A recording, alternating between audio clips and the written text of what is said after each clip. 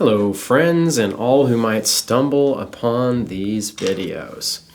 I did want to put the last one for now of the DGB string triads in here and just kind of like a put it all together. So at the beginning, one of the things I said was that these triads are kind of like an anchor for you. And what I mean by that is if you can find one of them, then you can play all the music in that key right there. All the chords that are necessary, the scales that are necessary.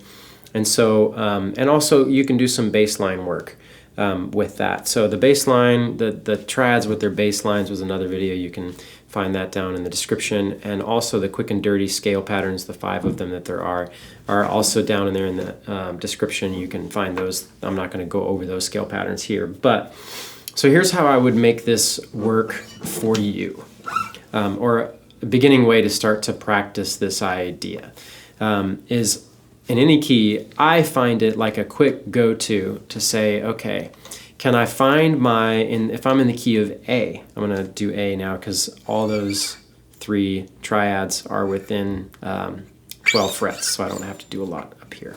But anyway, I would say, okay, if I'm in the key of A, can I make sure that I know where the A triads are? So I have a 1, 3, 5 here, I have a 5, 1, 3 here, and then I have a 3, 5, 1 up there at 9th position, so middle finger is on the 10th fret.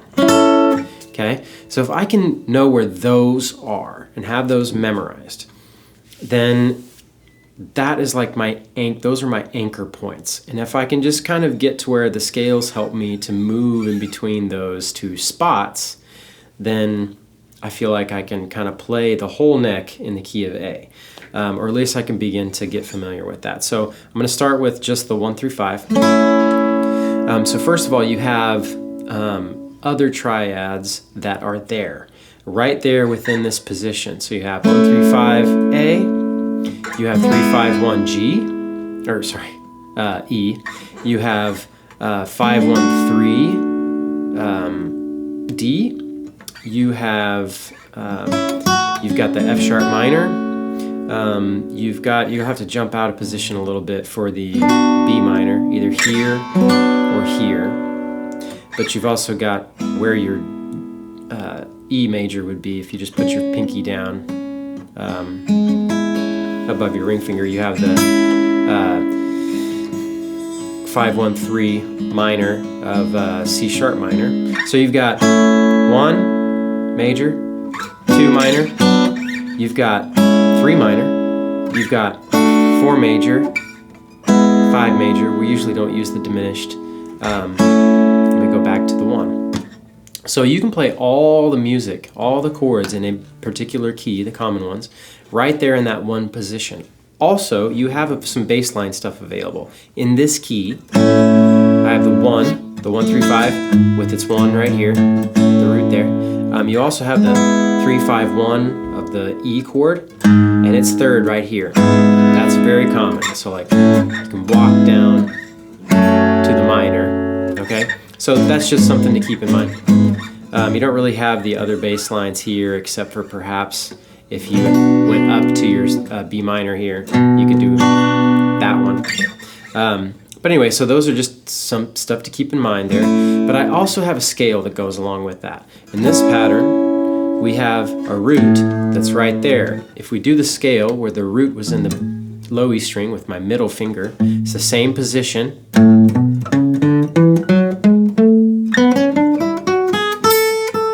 So if I know I'm here, that was the one that's 2, 4, 1, 2, 4, 1, 3, 4, 1, 3, 4, 2, 4, 1, 2, 4, okay? So if I'm here, I've got all the notes from that scale right under my fingertips. Well, that didn't end up right.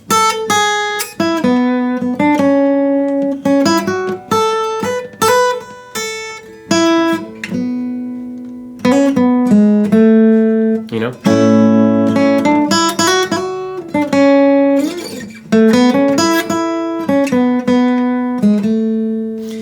So yeah.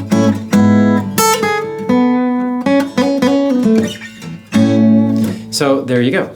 So that's what I mean by you've got all the music right there on your fingertips. You can start kind of making some melody lines with your scale patterns.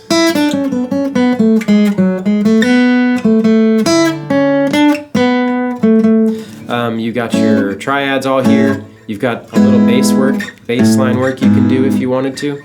But let's go to another position. We'll go to the 5-1-3.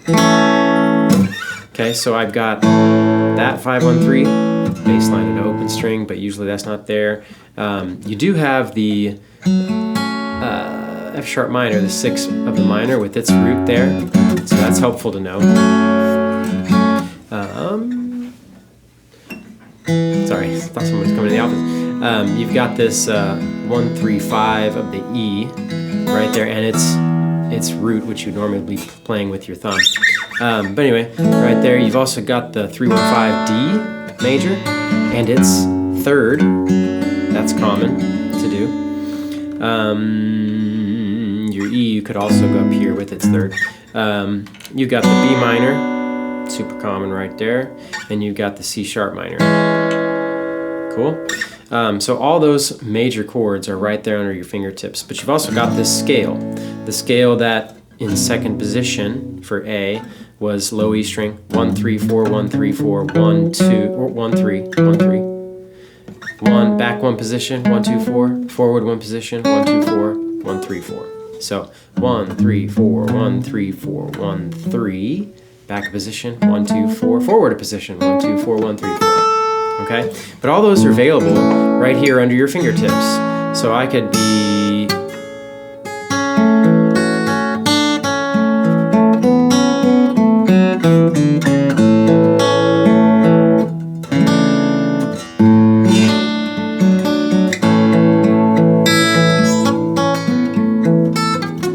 I'm sounding horrible there. I need some practice there, but that's all the things that are underneath your fingers right there. By the way, I'm not a soloist. I'm not a solo virtuoso. I haven't really engaged with that in a long time. So the sentences with the words that I might be using might not make a lot of sense or might not sound super great to you, but that's the words. Those are the words that you can make all of the sentences with for the most part. So the information is correct. I just need practice just as much as anybody else does. But that's right there in that position. If I skip up to the 3-5-1 at the that would be a 9th position.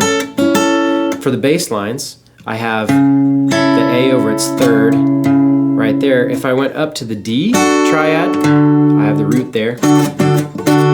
Now if I did the E here, I don't really have a good root for that, but I could use the open string in this key. But then I've also got the C sharp minor, I've got the B minor, and I've got the A minor triads, right? So as far as that goes, again, back to the A major, you've also got this scale that's underneath your fingertips, and that scale is on the same position, 9th position, 1-2-4, 1-2-4, 1-3-4, 1-3-4, 1-3, 1-2-4, 1-2-4. Again, 1-2-4, 1-3-4, 1-3-4, 1-3, 1-2-4, 1-2-4. But that's all under your fingertips here. So if I'm playing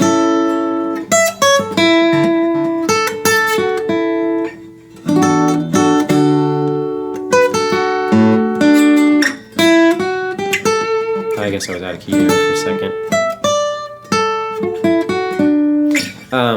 Yeah, all these.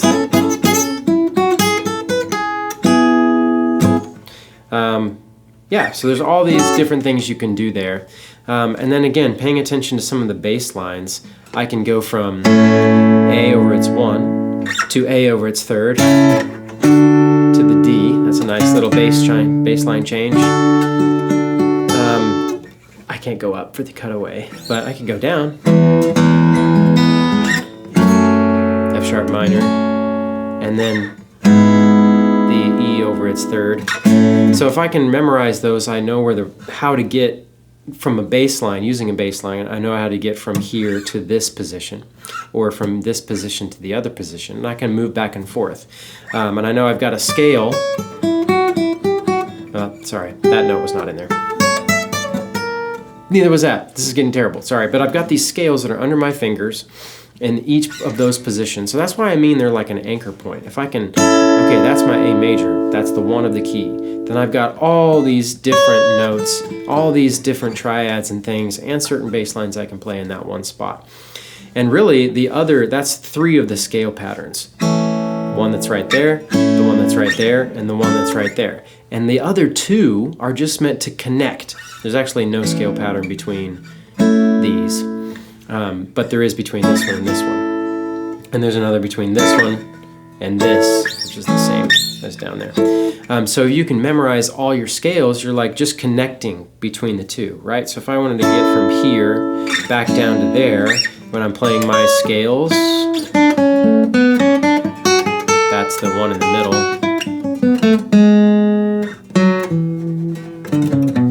Now I'm back to this one.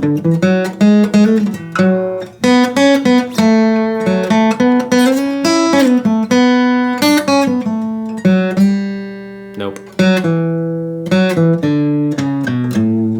Okay, so it just becomes like you know your 3 main ones that go along with your anchor points of your major triads, and then the ones in the middle, the scale patterns that aren't one of those 3, they're just they're connecting.